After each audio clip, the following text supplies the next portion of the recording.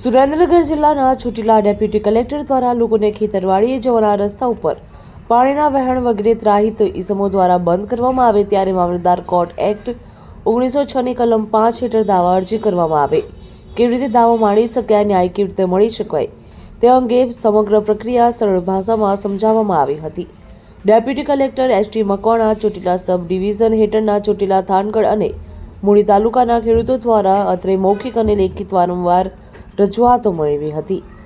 તો મારા વાડીમાં રસ્તો પાણી વોકળા ઉપર માથાભારે ત્રાહિત ઇસમો બંધ કરી પાકને મોટા પ્રમાણમાં નુકસાન કરે છે, તેમજ આવા બંધ કરેલા ખેતર જવાના રસ્તાઓને તેમજ પાણીના વહેણ ફરી કેવી રીતે ખુલ્લા કરવા તે અંગે ખેડૂતોને કાયદાકીય જ્ઞાન અને સમજ ન હોવાથી મામલતદાર કોર્ટ એક્ટ 1906ની કલમ 5 હેઠળ સમયસર દાવો માંડી શકતા નથી, તો કચેરીના ખોટા ધક્કા ખાવા પડે છે.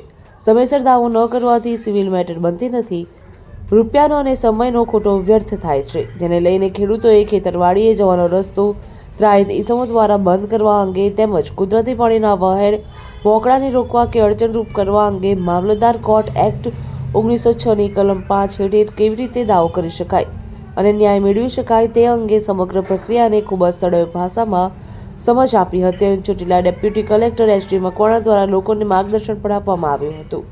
બ્યુરો રિપોર્ટ, ખબર ગુજરાત લાઈવ.